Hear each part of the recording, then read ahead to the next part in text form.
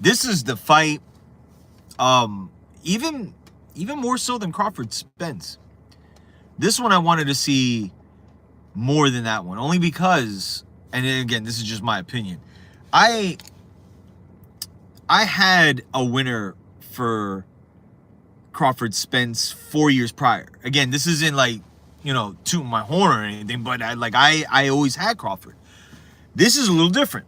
This fight that we're gonna get tomorrow night, but for the undisputed light heavyweight championship, again, for those for some of you that forget, this is going to be taking place at 5:00 in the afternoon. Be in front of your TVs. I would say, man, just to be safe, be home by 4:30. Just so you don't miss anything. And we were supposed to get Shakur Stevenson on this undercard. He got injured. So, but look, we're here. I've had countless discussions about this fight with a lot of people. And to be honest, man, the sentiment from everybody seems to be similar. There are people picking a guy, but it's not very confidently, and I'm of that boat. Right now, as I'm speaking to you, I'm gonna tell you who I'm picking to win, but I'm gonna be dead honest, man. I'm not 100% confident. It's just there's so many intangibles here. There's so many intangibles here with two guys that, on the surface, outside of them fighting the other, you have a difficult time finding anybody to beat them, okay? I mean, look, you got David Benavidez and David Morrell about to fight in January. I think the consensus is Bivol and Beterbiev would be favored over either of those guys, right? So when you look at the rest of the light heavyweight division, or even if we go back to 168, these two, man, are the creme de la creme, and it's for undisputed. So it's just that much more. But like I said, we're here. It's like the discussions are over with. I mean, I'm gonna give my final prediction with this, but this is to me, man, as good as it gets. When in boxing, this is as good as it gets. What we ask for is the two best fighters in boxing to face each other. And look, it is for undisputed, but I want to say that not every fight needs to be for undisputed as it concerns who the creme de la creme are in the divisions, okay? And I think ultimately I like undisputed. I'm all for it. But I think ultimately the two best just need to fight. It just so happens that these two are the best, and they're going to fight for all the belts. So how does this break down, man? I mean, look, I don't want to do too much well, this guy does this. And look, both guys are elite level fighters, okay? Both got different styles. One guy is more of a seek and destroy, but there's a method. But my man said, can you say happy birthday to Mavis? Happy birthday. So back to the fights, my bad. So, well, happy birthday, by the way. So, but still, there's so many ways to look at this, man, because you can't, you can't go into this just relying on Beterbiev's power. You can't go into this either just relying on Dimitri Bivol just boxing Bivol's ears off, right? Can either happen. Yeah, that's the crazy part about this. It's a hard fight to break down because there's so many different scenarios that can play out.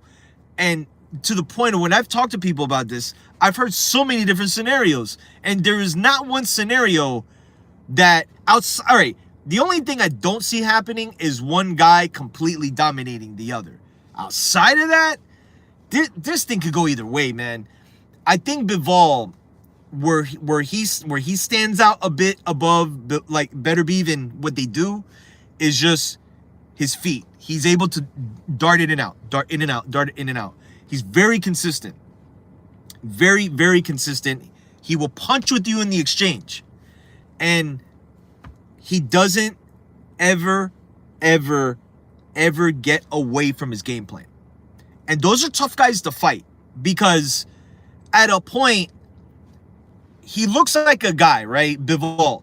When you look at him, right, he looks like an ordinary fighter. I asked, what does he do? What does Bivol do great, right? It's hard to say, oh, man, he does that great. He does that great. Because when we look at Beterbiev, the thing that does stick out is his power, which is what a lot of people are relying on with him, even though he's a very good boxer. Bivol, he has the ability to... he knows how to pace himself, okay? Like, Beterbiev's got really good stamina, but so does Bivol. And Bivol has shown that, like, in rounds 10 and 11, he could fire off. He did it against Canelo.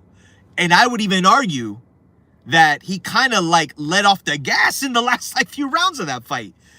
Nevertheless, what he does need to be careful with Beterbiev, though, is that Beterbiev, again, he's a very methodical fighter. He fights behind the jab. He doesn't start right away. It's little by little by little. And I think at times it's like a mental game. He lets these guys in, right? It's kind of like throwing the fishing rod, and you're reeling them in, right? Just to give them a little bit of a feel. And when they think that they got something, he fights like that. And he's a very patient fighter. Again, Olympic pedigree. You know, they come from that Russian style, which, funny enough, it's not, it's in contrast to how Bivol fights, but you see that Euro style that they implement. Beterbiev, at 39 years old, man, I mean, it's one thing to put on the table. At 39 years old, he still packs a punch, man. And granted, your power is the last thing to go with you. The one thing that concerns me with him going into this fight is, again, he's coming off that knee surgery. Bivol's a little more active. And you wonder, like, if the fight starts to get past 7, 8, and 9, and Bivol is still, you know, darting in and out, and Bivol or Beterbiev is not having the easiest time trying to kind of like trap him, because I feel that's what he's going to do. He's at a point in the middle of the fight's going to start to, I feel, really start to take place around the 5th round. When Beterbiev starts to really try to close in, this is where Bivol, he's got to show us that he could do something that 20 other guys have not done before, is evade him, is evade Beterbiev. If he's able to do that, for 12 rounds, and at the very slightest make Beterbiev think a little bit, I think he can win this fight. And he has to be very, very consistent. Very consistent. Beterbiev, same kind of thing. He has to just fight his fight. And at a point, I feel he kind of has to, in a way, he's not a counterpuncher, but he does have to time Bivol in the way Bivol attacks. Like, Bivol, in his own way, he's a methodical fighter too.